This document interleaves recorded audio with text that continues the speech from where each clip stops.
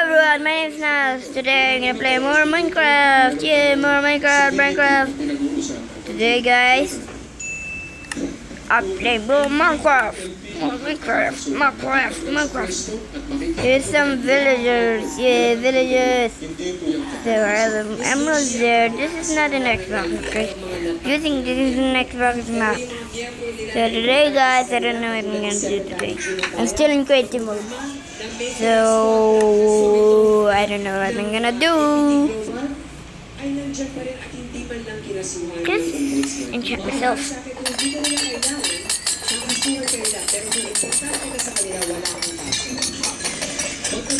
Magtanong kay Senadora, hiniring niya ito, nakita tuloy niya ang mga ebidensya, sinasabi niya dapat kasuhan. Siya ba ay naghain ng kaso? Ako ay naghain ng rekomendasyon sa ombudsman. Ano ang nangyari niya? May ebidensya.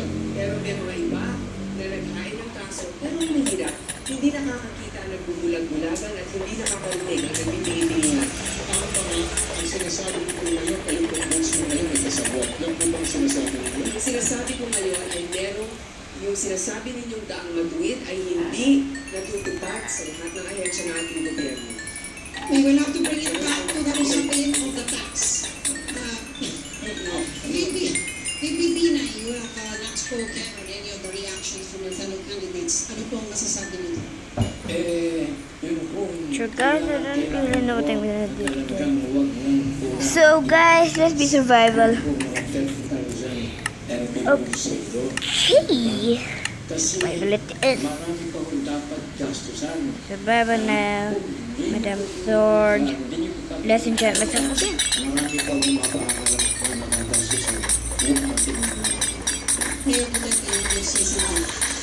I said I am consistent on my statement. My declaration is that there is no corruption.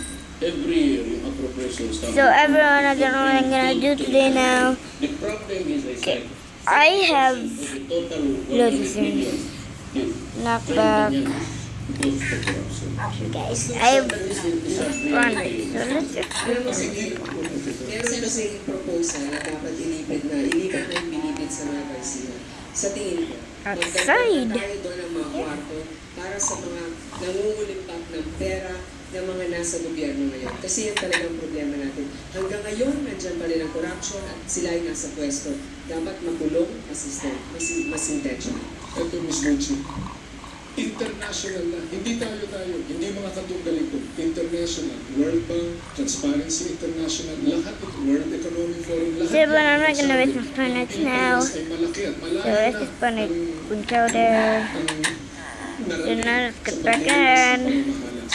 So, everyone I have blood. What's this? ng ating pera. Hindi ko sinasabi na narating na natin ang perfecto, pero malayo Look at my goals. natin at itutuloy natin So, ito. guys, I think just gonna put Lahat ito that ang nagnanakaw here. sa gobyerno. We shall now move on to the next question. Yes, Just Mr. put it here. Fabulous. So, my diamond helmet, new diamond sword. Here's a new diamond sword. Huwag mo sabihin na maganda na, nagawa niyo, etc. Eh kung sinasabi niyo, walang mahirap kung walang kurap, ay madami na akong mahirap. Eh kasi lagana po ang corruption. Kasi yung mga kaagyan... So, everyone, I don't know what we're gonna do today. I don't really know what I'm gonna do now. Ay pantay sa tingin ng batas. Lahat po yan kung bago nakasunod pinakasunod. Makikita po ninyo ang record ng Sandigan Bayan. Alam po ninyo yung Sandigan Bayan. Diyan po may kaso ang inyong pamilya sa pagnanakaw mo. Diyan po sa Sandigan So, guys, if you hear that noise, that's just a TV again. Not really quiet here at my home. So,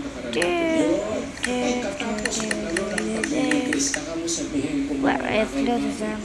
Ititigil na po natin dito dahil nalilihis na po ang ating usapan na babalik po sa korupsyon. Ang tanong lang naman po ay kung ano paninindigan tungkol po sa pagbabawas sa ating sa mga 30,000 at kung paano babawiin sa budget ito. We will now move on to the next question. Susunod na magtatanong ay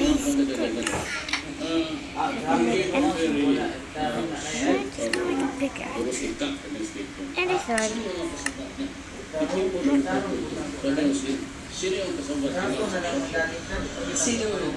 Alam mo naman, dahil sa Mindanao nangyari. Yeah, I do. Eh, yung mga sila English Gutierrez, ano, Sir, with all due respect, I would like to stop this discussion here. Just for Wala po tayong babanggitin na wala rin sa forum. Here you Baka go. po may masabi ko And more na diamonds. hindi po mabibigyan ng pagkakataon ng So, paliwanag ng korupsyon. guys. We will now move on. I don't know what I'm gonna do today. I'm not gonna go open. alam ko, hindi naman wala I dito sa opened that. I'm gonna go to the village. It's not in the village. Ang anak po ni Vice President Binay ay may kaso. May kaso sa sandigan mo. Sinasabi ko Napakailan sa kaso. May aktual na kaso. Nakikita naman kasi sa mga politiko sa Mindanao at nalilinis na po ng malayo doon sa 30,000. With all due respect, Mr. VP, I think that the question on the income tax and how you're going to compensate for I'm the not loss in gonna- income tax for the infrastructure, Kasi sinasabi it mo, has been sufficient. nakapag-update sa mga tao na wala naman dito sa forum. Nabanggit ko lang po dahil po na pahiwatig po ni Mayor Duterte kung sino ang mga politiko sa Mindanao at ayoko po kung mapunta pa po doon ang usapan. Here's the With all due food for respect, this. and I apologize Yay. to stop this discussion now. So these are To the next mine. question. Ang Sir, susunod Yeah, na verify Mr. parang ganito yung format na gusto ninyo. Fine. Okay. Yes, but we also have to control the time me as just you know, load. you also have your own schedules. Thank you very much. The next question will come from Cebu-based broadcaster Rufil Banyok of RMN Cebu. Rufil? May almost 200 billion budget para sa rehabilitation ng Ilandan. Ngunit, nasa 50 billion pa lang ang na-realize sa amin ng 90 billion. Kaya may marami pa mga biktima dito sa Visayas kasama ng Cebu na hanggang ngayon ay hintay pa ng tulong galing sa pamahalaan. Bakit ang sektor ay So everyone, iwas mo muna sa pagtulong just look at sa the pagtulong girls na may mandate to serve its Siguro people. naman, Mar, magkaibigan tayo. Ito. Aking Siguro, So hindi every naman tayo time I magkawin. get 20 billion ang narilis na tulong para sa Yolanda rehabilitation. Diyan sa 90 billion na yan, 4 billion ang dumaan sa DILG. Yung 4 na billion na yan ay dinownload to the last settlement to provinces, cities, municipalities, and barangays para ayusin nila ang kanilang mga munisipyo, ang kanilang mga evacuation centers, civic center, multipurpose halls, ang kanilang mga palengke. 4 na bilyong piso yung dumaan sa DILG. As of now, may 93% na ang completed dyan sa mga ngayon pa ba? Tama na ba yan? Hindi pa. Meron pa rin mga nangangailangan, lalo-lalo na sa housing. Ang alam ko, sa 2016, there is 46 billion pesos na inilinis at dyan sa 46 billion pesos na yan. 30 billion ay mapupunta sa NHA para magpatayo ng mga bahay para dito sa mga nasalanta ng Yolanda. Yan ang aking pagkakalam. Ang importante dito, yung ating no-build zone. Napakahalaga Everything war, guys. hindi natin hayaan na manatili sila natin sila sa mga mas ligtas na lugar para hindi magugulit yung nangyari. Nandun ako sa Tacloban bago na dumating yung habang at matapos ang Yolanda. Nakita ko yung bilang ng estatistika, yung nakita ko yung mga bangkay mismo na naranasan ko ang nasa hangin ng mga bangkay na kung saan mahigit 6,000 mga tao ang namatay doon. More than 1,500,000 families ang affected doon. Ginawa natin ang lahat. More than 10 million food packs ang pinamahagi natin dyan sa mga kababayan natin dyan. Mahaba itong proseso nito, pero ginagampanan ito ng gobyerno. Senator po. Mayor Yes, ma'am, we disagree. The COA says of the total money, one more, and then I need to put 33.7 nandyan, kung deck ang pera, about to be started. Yung project. Then 37, wala.